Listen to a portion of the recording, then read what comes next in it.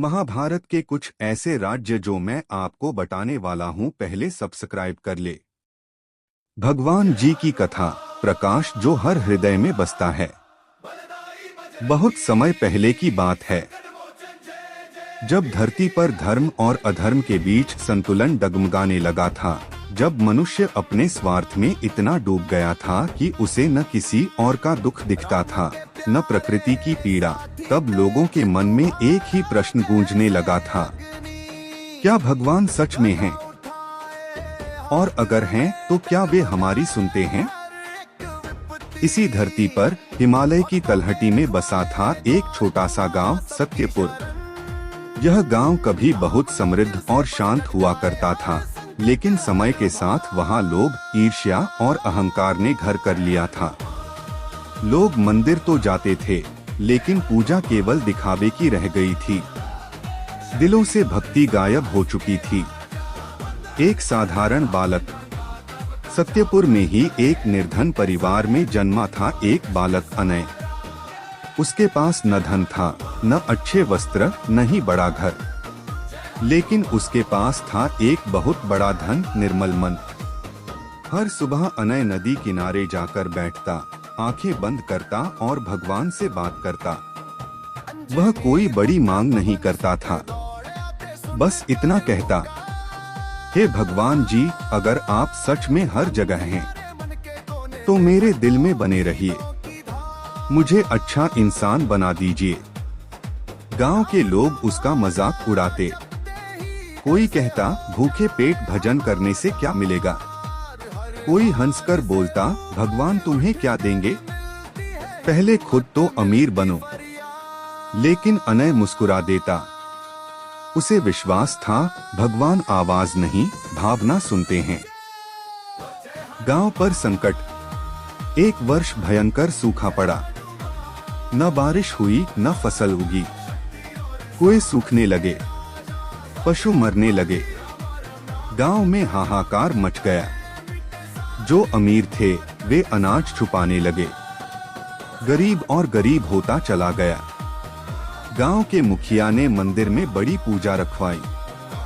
ढोल नगाड़े बजे, पंडितों ने मंत्र पढ़े, लेकिन किसी के मन में सच्ची प्रार्थना नहीं थी, बस डर था। अनय उस दिन भी नदी किनारे बैठा था। उसकी माँ बीमार थी, घर में खाने को कुछ नहीं था, लेकिन फिर भी उसने आंखें बंद की और कहा, भगवान जी, अगर यह दुख हमारे कर्मों का फल है, तो हमें सहने की शक्ति दीजिए। और अगर किसी की गलती है, तो उसे सद्बुद्धि दीजिए। उसकी आंखों से आंसू बहने लगे। भगवान का आगमन। उसी रात गांव में एक अद्भुत घटना घटी। एक वृद्ध साधु, तेजस्वी चेहरे और शांत आंखों वाले, सत्यपुर में आए। उनके पैरों में जूते नहीं थे, लेकिन चेहरे पर दिव्य तेज था। वह हर घर गए, लोगों से पानी मांगा, भोजन मांगा, भोजन को भोजन कराया है। सत्य का प्रकाश। अगली सुबह आसमान में काले बादल घिर आए। तेज बारिश होने लगी। सूखी धरती फिर से जी उठी। लोग हैरान थे, और उससे भी ज्यादा हैरानी तब हुई जब गांव के अमीरों के छुपाए हुए अनाज सड़ने लगे, और अनय के घर का छोटा सा भंडार कभी खत्म ही नहीं हुआ। लोग उस साधु को ढूंढने लगे, लेकिन वह कहीं नहीं मिले। तभी मंदिर में एक आवाज गूंजी। न कोई मूर्ति हिली, न कोई चमत्कार दिखा, बस एक गहरी शांत आवाज, मैं वही हूँ। जहाँ सच्चा प्रेम है, जहाँ करुणा है, जहाँ अहंकार नहीं है। सबकी आंखें झुक गईं। अनय का संदेश। समय बीतता गया। अनय बड़ा हुआ। वह कोई राजा नहीं बना, न ही बहुत अमीर, लेकिन वह लोगों का सहारा बन गया। वह सिखाता, भगवान मंदिर में नहीं, हमारे व्यवहार में बसते हैं। पूजा हाथों से नहीं, कर्मों से होती है। सत्यपुर फिर से समृद्ध हुआ, लेकिन इस बार धन से नहीं, मानवता से। कथा का सार। भगवान जी किसी एक रूप, नाम या स्थान तक सीमित नहीं हैं। वे माँ की ममता में हैं, भूखे को दिए गए निवाले में हैं, और उस आंसू में हैं जो किसी और के दुख पर बहता है। अगर आप सच्चे मन से उन्हें पुकारते हैं तो वे जरूर आते हैं, कभी साधु बनकर, कभी बच्चे की मुस्कान बनकर, और कभी आपके भीतर की आवाज बनकर। हनुमान जी और गणेश जी की दिव्य कथा, बल और बुद्धि का मिलन। यह कथा उस समय की है जब देवता, ऋषि और मनुष्य तीनों लोकों में भगवान शिव की महिमा गूंजती थी। कैलाश पर्वत पर भगवान शिव और माता पार्वती का निवास था। वहीं उनके दो महान पुत्र भगवान गणेश और भगवान हनुमान अपने अपने गुणों के कारण पूरे ब्रह्मांड में प्रसिद्ध थे। गणेश जी बुद्धि, विवेक और शुभारंभ के देवता, और हनुमान जी असीम बल, अटूट भक्ति और सेवा के प्रतीक। दोनों ही भगवान शिव के प्रिय थे, लेकिन दोनों का मार्ग अलग था। यही अंतर एक दिव्य लीला का कारण बना। कैलाश पर अद्भुत चर्चा। एक दिन कैलाश पर देवताओं की सभा लगी। नारद मुनि देवर्षि होने के कारण वहां भी उपस्थित थे। नारद मुनि के मन में हमेशा लीला रचाने का भाव रहता था। उन्होंने शिव जी से प्रश्न किया, प्रभु आपके दोनों पुत्र अद्भुत हैं। एक के पास अपार बुद्धि है, दूसरे के पास अपार बल। यदि दोनों में से किसी एक को संसार का सर्वोच्च सेवक कहा जाए तो वह कौन होगा? सभा में सन्नाटा छा गया। शिव जी मुस्कुराए। माता पार्वती ने स्नेह से दोनों पुत्रों को देखा। शिव जी बोले, बल और बुद्धि में से किसी एक को श्रेष्ठ नहीं कहा जा सकता। जब दोनों मिलते हैं तभी सृष्टि का कल्याण होता है। लेकिन नारद मुनि ने दोनों को हल्की सी चुनौती दे दी। भगवान जी की कथा अहंकार से भक्ति तक। बहुत प्राचीन समय की बात है। एक विशाल और समृद्ध राज्य था, देवगढ़। ऊंचे महल, चौड़ी सड़कें, सोने से सजे मंदिर और विद्वानों से भरा दरबार। बाहर से यह राज्य आदर्श लगता था, लेकिन भीतर एक बड़ी कमी थी, अहंकार। देवगढ़ के लोग भगवान को मानते तो थे, लेकिन केवल तब तक जब तक उनसे कुछ मिल रहा हो। पूजा व्यापार बन चुकी थी। इतना दान देंगे तो उतना फल मिलेगा। राजा का गर्व। देवगढ़ का राजा था राजा वीरसेन। वह पराक्रमी, न्यायप्रिय और बुद्धिमान था, लेकिन उसे अपने ज्ञान और शक्ति पर अत्यधिक गर्व था। वह अक्सर कहा करता, मेरे राज्य में सब कुछ मेरे कारण है। भगवान ने तो बस मुझे साधन दिए हैं। राजा रोज मंदिर जाता, बड़े यज्ञ कराता, लेकिन उसका सिर कभी नहीं झुकता था। उसकी भक्ति में विनम्रता नहीं थी। एक अनजान साधक। उसी राज्य में एक दिन एक साधारण सा व्यक्ति आया। फटे वस्त्र, हाथ में कमंडल और आंखों में असीम शांति। वह किसी से कुछ नहीं मांगता, बस शहर के कोने में बैठकर भजन गाता। मैं कुछ नहीं, तू ही सब कुछ है। लोग रुक रुक कर उसे देखने लगे। कुछ हंसे, कुछ ने अनदेखा किया, लेकिन उसकी आवाज में ऐसा आकर्षण था कि धीरे धीरे गरीब, दुखी और थके हुए लोग उसके पास बैठने लगे। राजा की परीक्षा। राजा वीरसेन तक यह बात पहुंची। उसने सोचा, मेरे राज्य में बिना अनुमति कोई धर्म का प्रचार कैसे कर सकता है। उसने उस साधक को दरबार में बुलवाया। राजा ने पूछा, तुम कौन हो और क्या सिद्धि है तुम्हारे पास? साधक मुस्कुराया और बोला, महाराज, मैं कुछ नहीं हूं। न मेरे पास सिद्धि है, न ज्ञान, बस भगवान का नाम है। राजा हंस पड़ा। अगर भगवान सब करते हैं तो राजा किस लिए है? साधक ने शांत स्वर में कहा, राजा व्यवस्था करता है, लेकिन शक्ति उसकी नहीं होती। राजा को यह बात चुभ गई। भगवान की लीला। उसी रात देवगढ़ में भयंकर तूफान आया।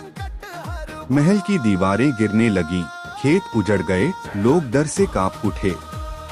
राजा ने तुरंत यज्ञ का आदेश दिया, दान की घोषणा की, लेकिन तूफान और बढ़ता गया। आखिर राजा स्वयं मंदिर पहुंचा। पहली बार उसका स्वर कांप रहा था। हे भगवान, अगर मेरी कोई भूल है तो मुझे बताइए। उसी क्षण वही साधक मंदिर में प्रकट हुआ। उसने कहा, जब तक मैं है तब तक वह नहीं आता। राजा की आंखों से आंसू बहने लगे। उसने पहली बार सिर जमीन पर रख। अहंकार का अंत। राजा बोला, मैंने खुद को कर्ता समझा। मैं भूल गया कि मैं भी तुम्हारा ही सेवक हूँ। साधक ने राजा के सिर पर हाथ रखा। तूफान रुक गया, आसमान साफ हो गया और साधक गायब हो गया। सच्चा राजा। उस दिन के बाद राजा वीरसेन बदल गया। वह पहले की तरह यज्ञ नहीं करता था, बल्कि भूखों को भोजन देता, बीमारों की सेवा करता। वह कहाँ करता? राजा वही है जो स्वयं को सबसे छोटा समझे। देवगढ़ अब पहले से भी अधिक समृद्ध हुआ, क्योंकि वहां अहंकार नहीं, सेवा राज करती थी। कथा का संदेश। भगवान को पाने के लिए बड़े मंदिर नहीं चाहिए, बड़ा दिल चाहिए। जहां मैं खत्म होता है, वहीं भगवान शुरू होते। राधा कृष्ण की अमर प्रेम कथा, जब प्रेम ही ईश्वर बन गया। वृंदावन, जहां हवा में बांसुरी की धुन घुली रहती थी, जहां यमुना की लहरें भी जैसे किसी का नाम जपती थीं, और जहां प्रेम कोई भावना नहीं बल्कि साधना था। यहीं जन्म लिया था उस प्रेम ने, जो न कभी बांधा गया, न कभी पाया गया, फिर भी सदियों तक अमर हो गया। राधा प्रेम की पूर्णता। राधा कोई साधारण गोपी नहीं थी।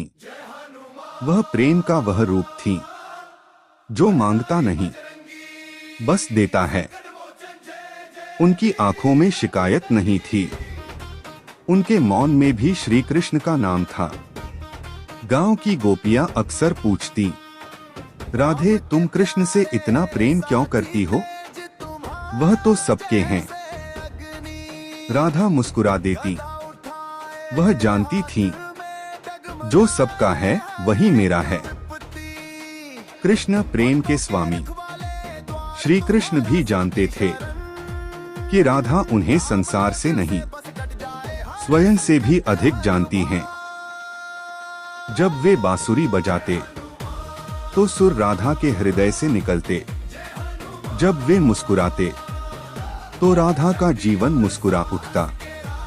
कृष्ण कहते, राधे लोग मुझे भगवान कहते हैं, लेकिन तुम्हारे सामने मैं बस प्रेम हूँ। पहली अनुभूति। एक संध्या, जब यमुना किनारे लालिमा फैली थी। कृष्ण बांसुरी बजा रहे थे। राधा दूर खड़ी थी। उन्होंने कोई कदम नहीं बढ़ाया, लेकिन हृदय तो कब का पहुंच चुका था। कृष्ण ने बांसुरी रोकी और पूछा, राधे तुम पास क्यों नहीं आती? राधा बोली, अगर पास आ गई तो लोग कहेंगे प्रेम है, और मेरा प्रेम तो शब्दों से परे है। कृष्ण मौन हो गए। उन्हें समझ आ गया, यह प्रेम नहीं समाधि है। समाज की सीमाएं। वृंदावन सुंदर था, लेकिन समाज कठोर। लोगों ने बातें बनाई, यह प्रेम उचित नहीं, यह मर्यादा के विरुद्ध है। राधा ने सब सुना, कृष्ण ने भी, लेकिन प्रेम ने कभी उत्तर नहीं दिया, क्योंकि प्रेम को साबित नहीं किया जाता, जिया जाता है। वियोग का निर्णय। एक दिन कृष्ण ने कहा, राधे मुझे मथुरा जाना होगा। वह वाक्य जैसे यमुना सूख गई हो। राधा ने कुछ नहीं कहा, न रोई न रोकी, बस इतना पूछा, क्या प्रेम भी साथ जाएगा? कृष्ण ने उत्तर दिया, प्रेम तो तुम हो, वह मुझे छोड़ कैसे सकता है। वियोग का प्रेम। कृष्ण चले गए।